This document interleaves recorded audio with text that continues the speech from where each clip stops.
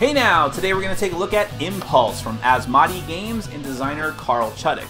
Now Carl Chudyk is something of a rock star amongst modern board gamers for at least a couple of the games that he's designed. One of them is Innovation, which has a huge following and is a game that I do not like at all. Full disclosure right up front. The other one, though, that he's much more well known for, I think, is Glory to Rome. And Glory to Rome had a couple of editions, one of them the notorious Black Box edition.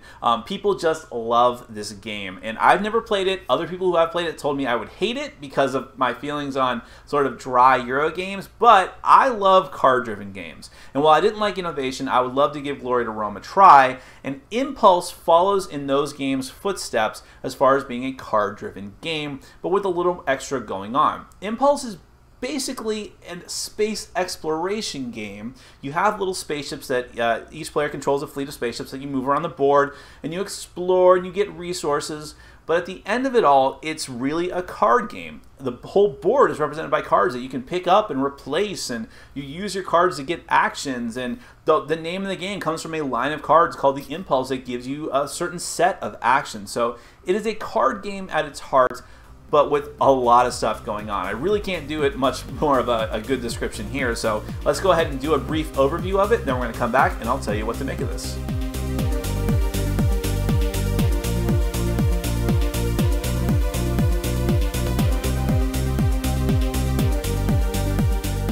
Okay, I'm going to try to give you a very brief overview of Impulse. Please note that even though in the box the game looks relatively small, as you can tell it's a little more sprawling than you would think. There's a lot of little details. I can't give you a complete run through of the rules. You should go and download the rule book from the official Asmodee website.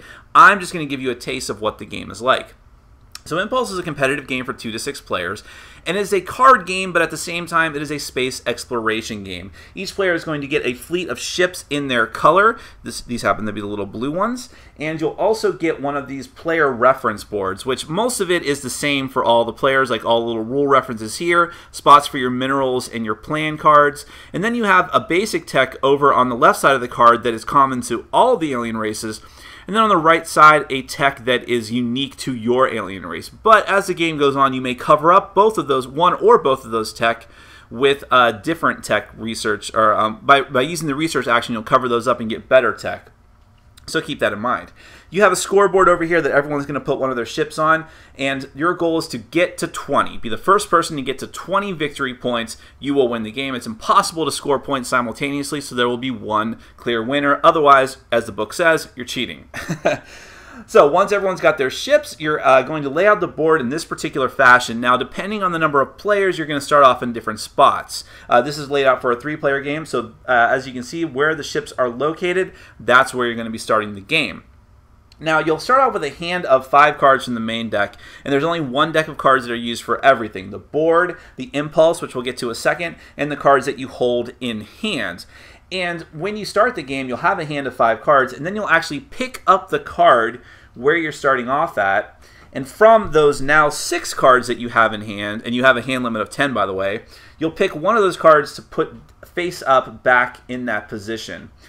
So you actually have control, and this is going to happen every time that you explore a new part of the galaxy. So you have control over what spot actually goes down on the board as you explore outwards. But if there's a card that's already been explored, then that's it. That's what you go on to. You don't get to change that out.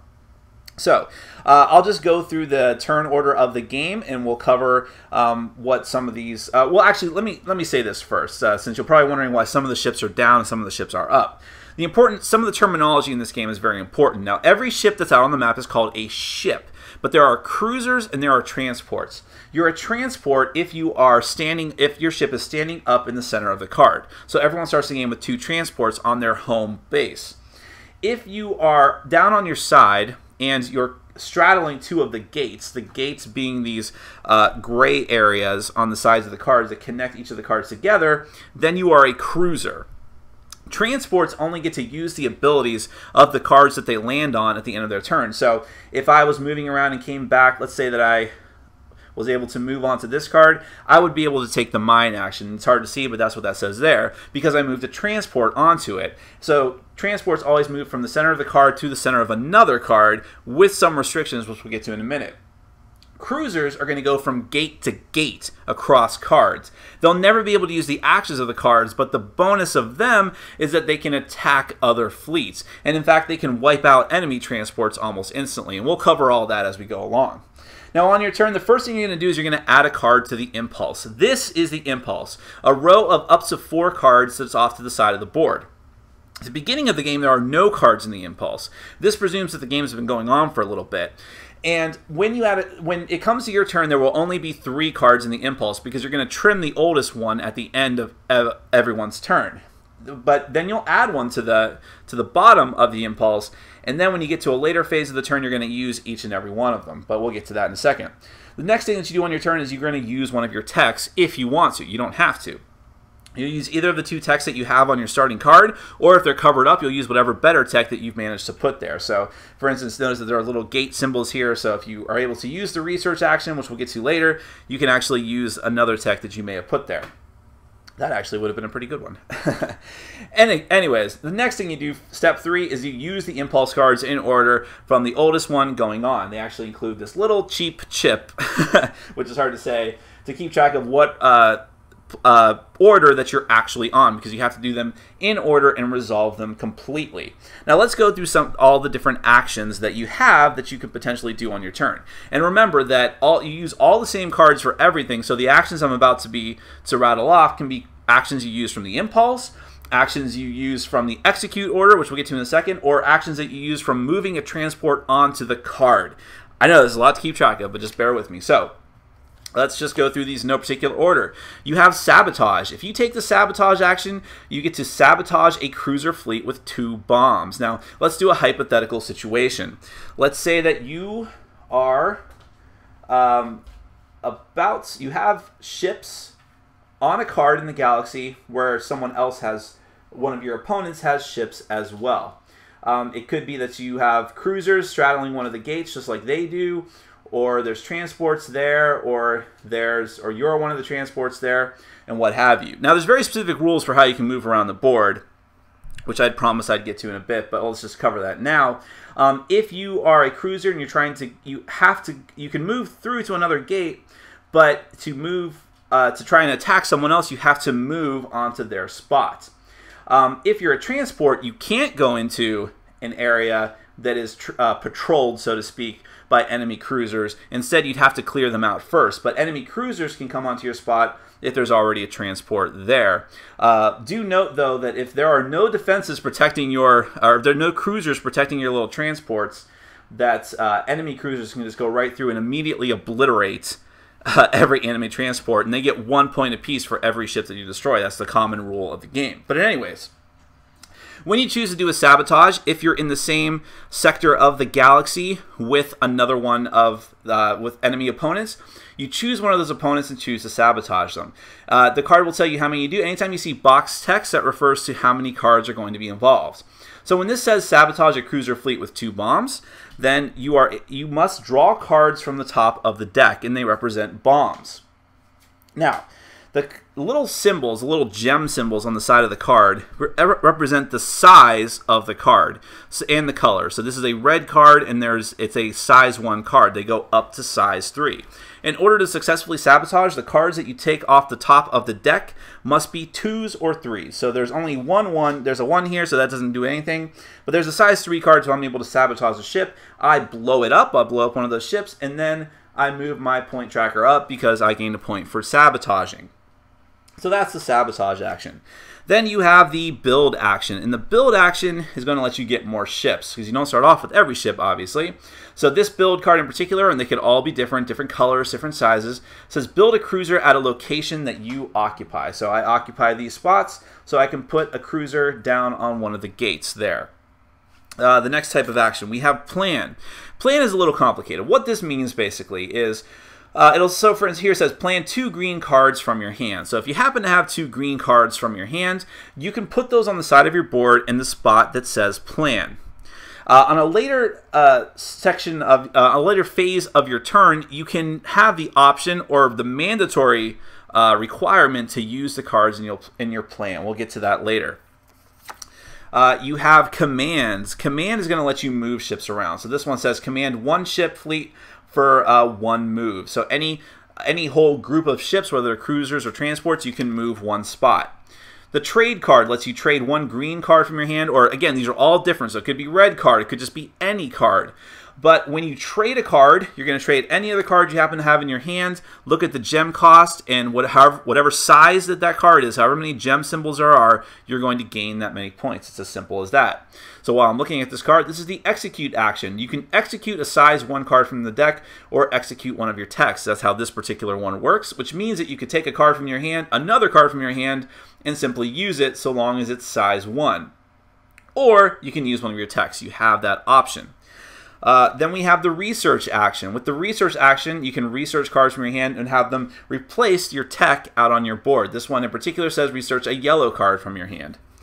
The draw action lets you draw cards from the deck, obviously, and some of them have restrictions like draw one green or yellow card from the deck. Now what this means is that you can draw a card from the deck and you just get it. In this instance, though, you get to pick another card from the deck, but you only get to draw it if it's a green or yellow card. Now you have mine.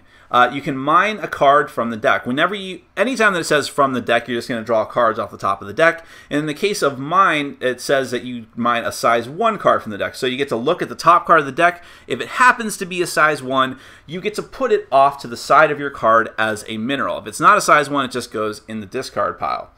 And finally, we have the refine action. Refine a mineral card from 1 point for 1 point per gem. And again, this will be a little bit different in some instances. But when you refine a mineral card, one of the cards that you mined with the mine card, you get to trade them in for points. And again, these will all be different. Now, the other thing that's cool about having cards down as minerals is that you can potentially boost cards with the more symbols that you have. For every 2 symbols you have of a particular color, like let's say that you have mined a bunch of cards that you'll shove them underneath your board here. The ability doesn't mean anything, just the gems. For every 2 symbols of that color that you have, a corresponding card that you're executing in any action that you're taking, you can actually boost up one of the numbers in the white box. So if I was trying to play this draw card, I'd be able to boost that up by at least 1 if I have for every 2 symbols that I have and draw more cards from the deck. So I know that was a lot of information, but those are all the basic actions that you can take during the course of the game. So when you're executing the impulse, you're going to go from card to card, executing every single action if you want to. You may optionally choose not to, but this is the only chance you're going to get to do it before your next turn comes around. So once you've executed every card in the impulse, then you can either use or delay your plan. If you have 3 or less cards that are in your plan from taking the plan action on previous turns, then you can choose to delay. But when you get to 4 cards or more on any turn, you must execute every card in your plan in order. It functions as your own personal impulse, giving you more actions. Next, you get to score your sector core points. Now, in the center of the board, you have the sector core. It always starts face up in the center. If you have cruisers that are patrolling each of the gates of the sector core, for every gate that you're patrolling, you're going to score a point. Doesn't matter how many ships are in that fleet, you just score 1 point for each gate you're patrolling. Now, it also has the action score 1 point, which means that if you have a transport there, you're going for every fleet that you move there and therefore activate that spot, you're going to score a point as well. Once you get done scoring those points, you're going to draw 2 cards from the deck, trim the impulse, which means that the oldest card is going to go bye-bye. Then it goes to the next player. That player adds a card to the impulse and starts the whole thing over again. Now, what I didn't explain yet was combat. And combat it's a little funky, but it's kind of cool too. So when a cruisers, remember, will automatically destroy unattended transports. But even if there's transports there, if it's patrolled by that player's cruiser, you have to get into a fight first. Or even if you're just trying to move through. So let's say that I move a fleet of 3 ships into this cruiser spot. Well, now it's time to fight. Now, this is going to function, I'm sorry if I get something wrong here, but it's just a little bit tricky. But how this is going to work is, first off, you get to play cards from your hand in order to represent the battle power of your ships. And how this works is you're going to take any cards from your hand that match the size and color of cards that are already either in the impulse or as minerals or parts of your plan. And if they match the appropriate color, you're going to be able to add all of those symbols to your battle total. But when you're playing, each player is going to put cards down simultaneously. Actually, I think it starts with the defense, then it starts with the offense. And you'll put your cards face down, and let's say like this, or I don't know, like this. And you can put as many cards as you want down, even if they do not actually match any of the other cards. Those are called bluff cards. And when both players will simultaneously reveal what they've put down, bluff cards will go back to your hand, but cards that actually apply to the current combat are going to add to your total of gem symbols. But you're not done quite yet. At that point, then each player is going to get to draw a card from the top of the deck for every ship they have involved in the combat, and hope that those cards will also match gem symbols in the impulse or on your reference sheet. Whoever has the most symbols, ties going to the defense, I believe, is going to be the winner. Whoever wins the combat is going to get a victory point simply for winning, and then is going to get a victory point for every ship that they destroyed. So combat is kind of encouraged in this game. You're going to keep doing this, trying to either trade or refine or going to the sector core or destroying enemy ships.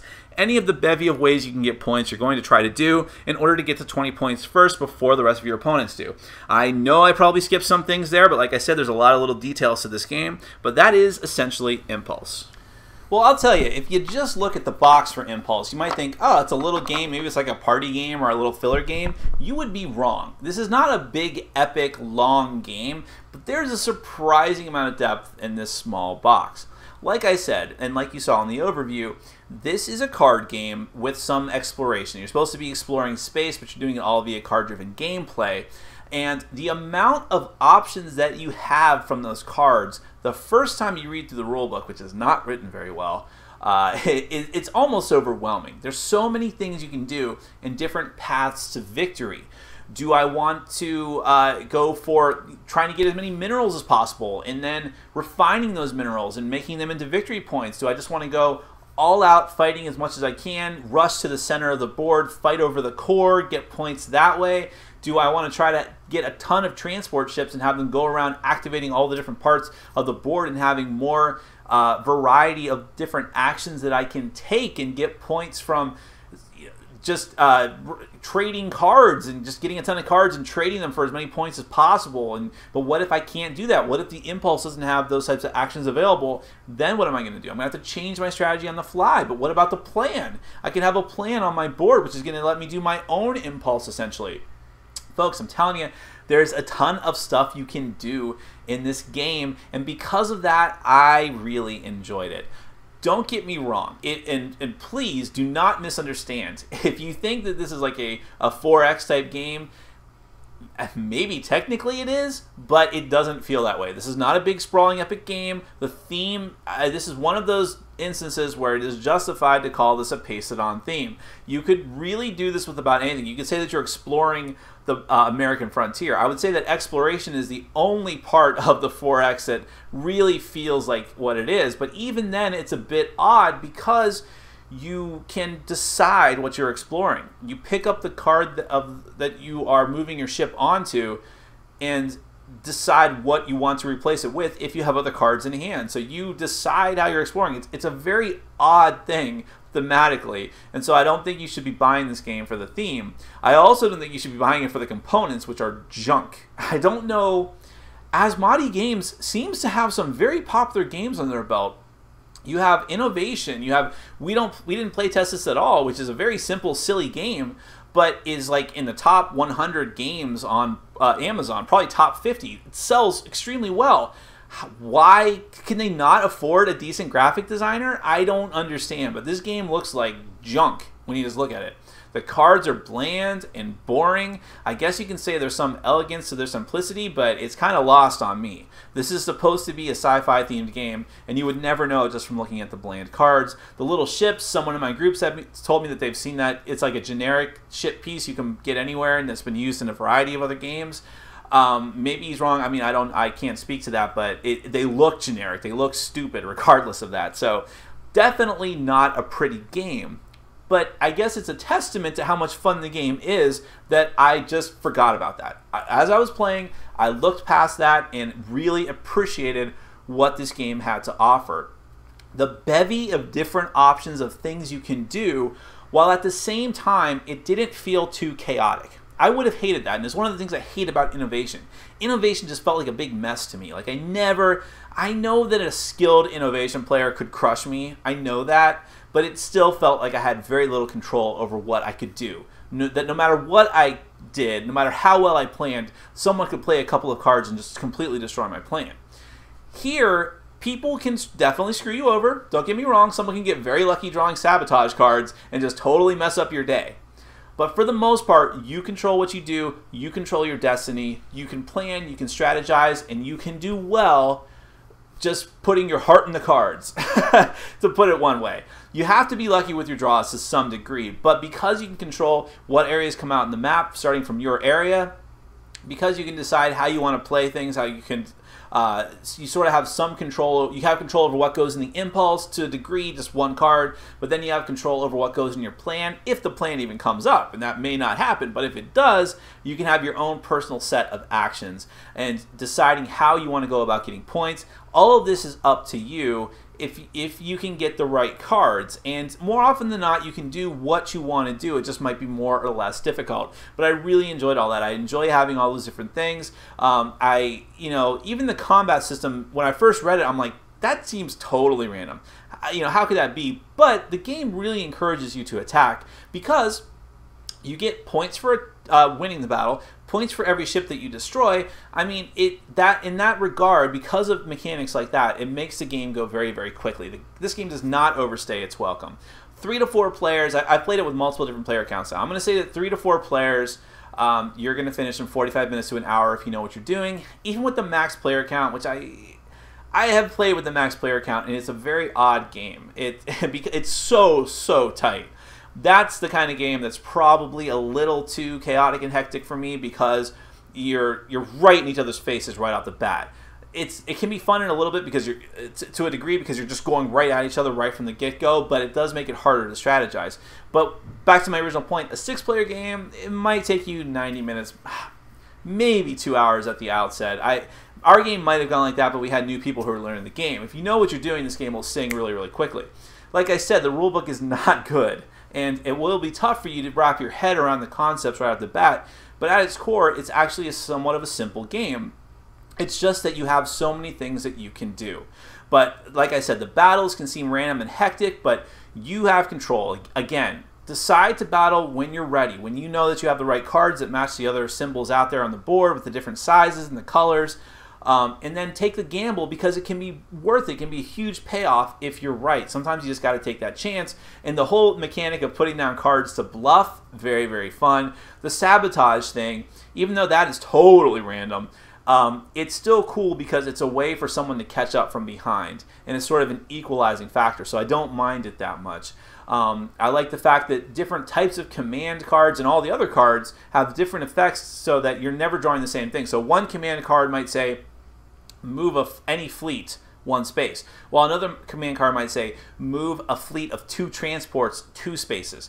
That variety makes things more interesting to me, and it's not as chaotic as you would think. So I highly recommend this game. This was very, very surprising to me based off of the components and based off of the sort of lackluster theme. I didn't think I would like it anywhere near as much as I do, but even with my expectations sort of out of whack, it's just a great game. Objectively speaking, this is a great game, and it's genuinely making me want to try Glory to Rome and hoping it's everything that everyone has said that it is, because this is a very cool card-driven game. I'm starting to find out that as I evolve as a gamer, my tastes are in these types of games where cards can be used for multiple different things and are the main driving force of the game. Those really are my type of game, and this is one of the best ones I've played. Impulse from Asmati Games, 2 thumbs up. My name is Nick, this has been Board Game Brawl, and I'm reminding you to get out there and game every day in every way. Take care.